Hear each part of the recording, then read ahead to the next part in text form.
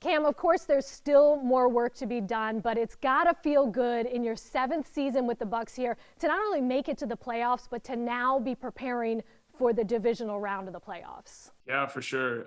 Super exciting game on Saturday. We didn't play our best football as a team, but at this point of the year, it doesn't really matter as long as you get the win. You played a huge role in the win over Washington. You had 4 catches for 80 yards, and you had several big moments. Can you explain what it's like to make those big plays in critical moments, and maybe more importantly, what's it like to be on the receiving end of a pass from Tom Brady? Yeah, I mean, you never really know, when your time's going to come. For me, we have so many other great receivers.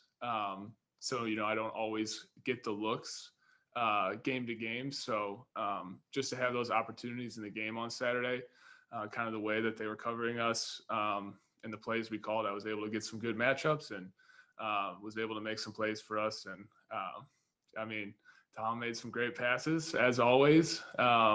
He's been awesome for us this year, and we really relied on his experience and leadership on Saturday, and he did a great job. True or false? You are the quarterback option. You are the contingency plan at quarterback if there were to be a COVID situation with that position group. I mean, true if like 8 other people, like it's like way down the list. Like I'm not like the Kendall Hinton for the Broncos where it was like I'm the next guy up, but I'm somewhere in the pecking order. Coach Clyde, he's allowed me the opportunity to get some work in QB Indy this year, which has been a ton of fun. And I made some progress as a passer because my resume as a quarterback is pretty bad. I was a quarterback for our 8th grade team, and we went 1-7, and I did not play the game we won. He looked past that and saw my natural abilities as a passer. So if it ever happened in a game, I wouldn't be thrilled, but I'd do it for the team. In your 2nd season with the Bucs, maybe a little known fact, you were with the Saints for a hot second, about a week, and then you came back to the Bucs. So you were behind enemy lines. Can you share that story? Yeah.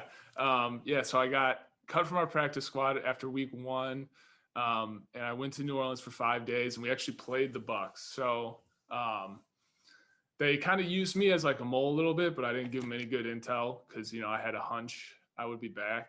And the Saints lost to the Bucs. The Bucs won, and I feel like I played a little bit of a role in that. I didn't give away too much information.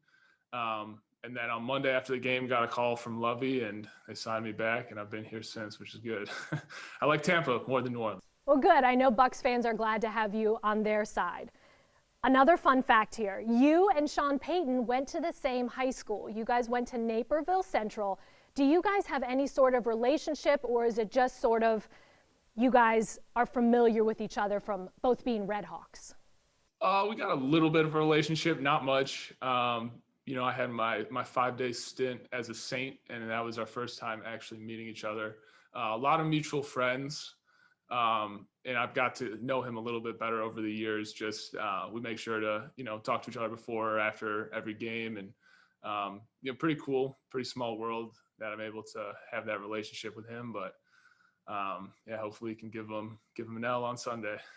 Now you spend more time with Rob Gronkowski than most, both being tight ends.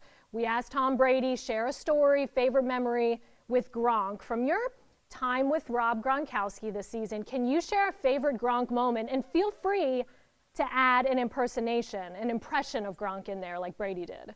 Oh man, I don't know if I have any good, there's no, oh man. I don't know if I have like a great story. I really don't. He's hilarious to be around. I wouldn't say, so Gronk is like not the funniest person, but he makes everything else funnier, kind of, you know what I mean?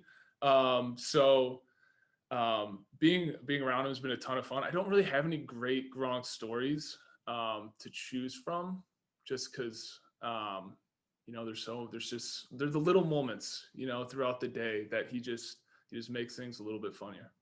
So is it more so just his demeanor? And the thing that I find amusing is his laugh at the end of something that he cracks himself up.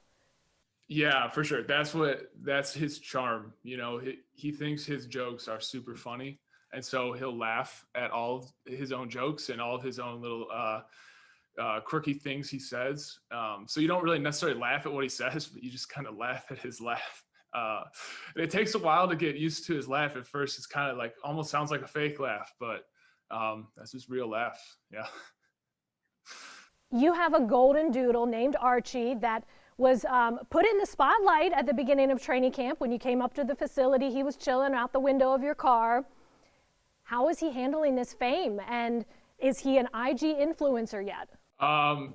No, my fiance, she wanted to create an IG for him, but I put the kibosh on that. You know, I don't want him to be a celeb. You know, I don't think he'd handle that well. You know, he's already got, you know, a great life. You know, we treat him really well. We pamper him quite a bit. So I don't know how much more he can take. He's already very spoiled. So got to make sure he doesn't get too big of a head.